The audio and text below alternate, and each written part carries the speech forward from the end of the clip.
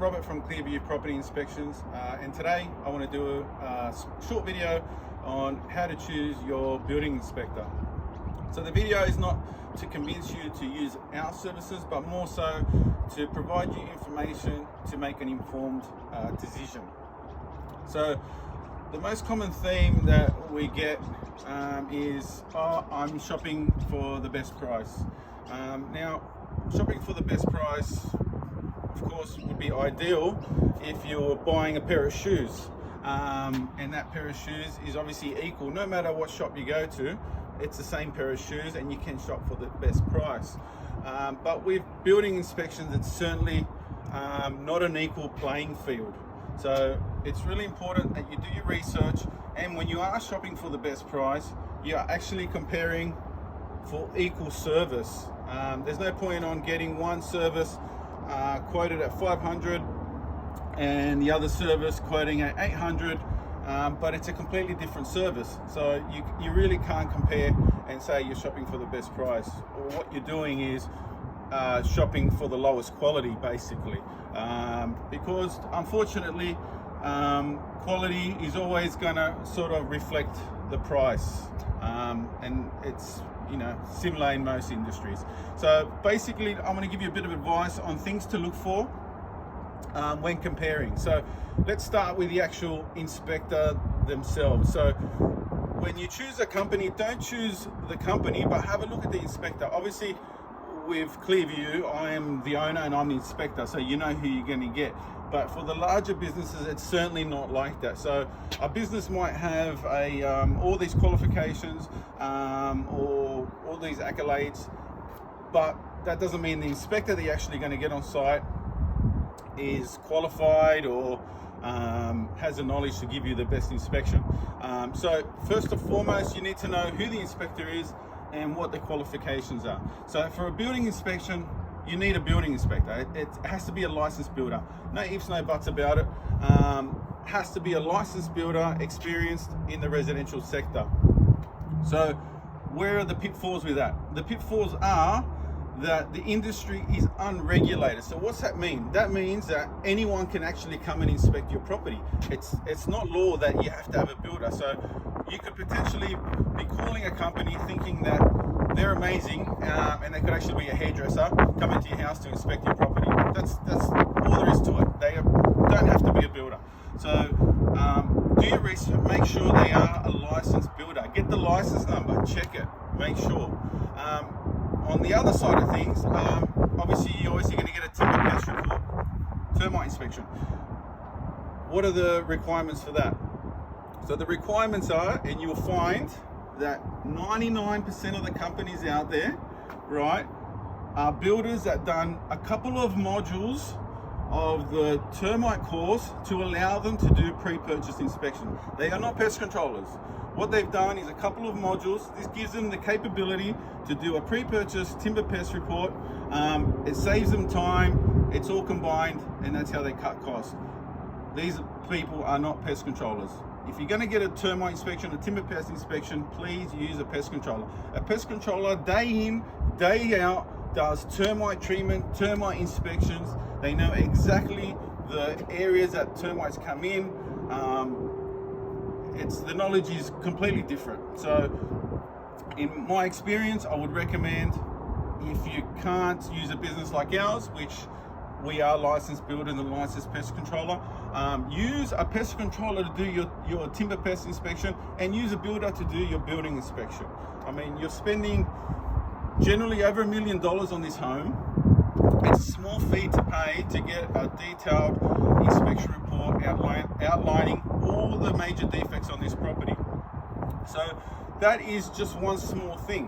What's the other major thing that will vary on the prices of the inspection? Time. Okay, so we've seen it ourselves. We've seen a builder do a building inspection and a termite inspection in 1.5 to 2 hours max. Now, I can tell you now that when we do our termite inspections on its own, no building inspection, we are spending 1.5 to 2 hours just on the termite inspection. There's no way that we can do a building inspection, thorough one, and a thorough termite inspection in under 2 hours. Impossible. The only way I'm doing that, I'm cutting corners, I'm flying through the job, and that's what happens day in and day out. I would recommend you really do your research, have a look at the reviews of people that have suffered because they went through the cheaper quotes, and in the end, we've read all these awful reviews and awful stories of homeowners purchasing a property that had severe termite damage, or actually active termite or structural damage, just to save potentially $200 or $300 on an inspection, because that's what it is. You potentially can get a cheap inspection for $400, $500, or one for $800, $900, $1,000. That's the difference. It's actually not a massive difference, but of course it's human nature to try and find the cheapest quote. I mean, everyone does it. Like I said, you're going to go buy a top, you're going to look for the cheapest quote, you're going to buy a pair of shoes, even you're going to buy a car. But it's different because they're an actual product, and it potentially, you know, going to be equal no matter what shop you go to. So keep them in mind. The other thing to look at would be the equipment that is going to be used. So a lot of optional equipment is thermal cameras, drones. So we use a drone, and there is a couple other companies which do so as well, but it's not common. So you're probably thinking, what do they need a drone for? Okay, so a 2-story home, an inspector is not going to get an extension ladder and walk on that 2-story home. Number one, it's dangerous. If they fall over, they can fall off, they can hurt themselves. So it's not done. Single story, yes, of course, we all get up there, we have a look, but not on a 2-story home. So what would you think how they inspect that 2-story home? I can tell you how they inspect it. What they do, and this is standard industry, they cross the road with a set of binoculars, if they have one. They look up and they go, yep, it looks fine from here, and they'll put that on the report that there was no access to the roof. It was inspected from whatever distance and they couldn't see anything that looked sus, and a further inspection is recommended. So you're going to get a report and it's going to say further inspection recommended. And there's not much you can do about it. You've paid for that report, and that's what it is.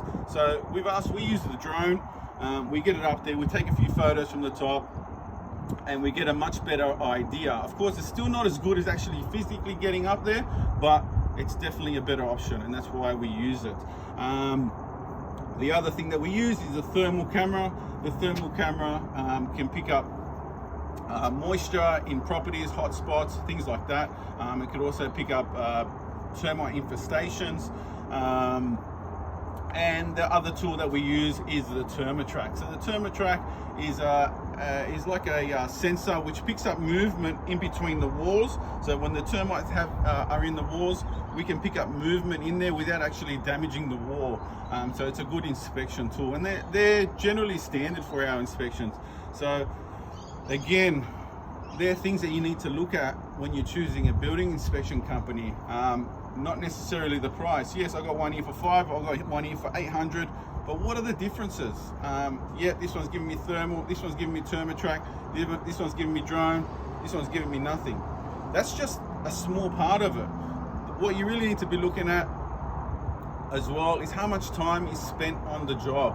Now, unfortunately, when you're charging much cheaper price, these inspection companies work on volume.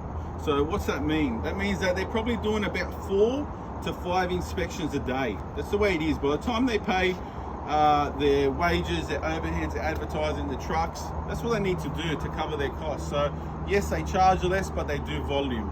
How do you do volume? The only way you can do volume is to cut the time. So that's what happens. They cut the time. Even if the inspector is a good inspector, it's just he hasn't got the time to spend there. So quick run through, picks up the main things, and they're out of there. We're a little bit different. We're not about volume. We're definitely about quality. We will spend as much time as we need to on the property, and we will not leave. So the time is an issue.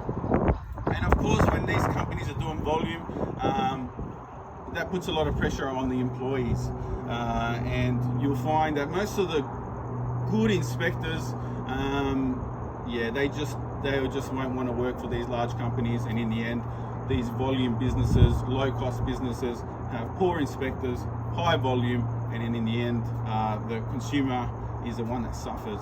So that's just a little bit of advice. Definitely not saying to use our service, but what I'm saying is to do your due diligence and be careful before you choose your inspector. Good luck with anything, your inspections. If you need anything, please give us a call. We provide free advice, and we're here for you. Thank you so much.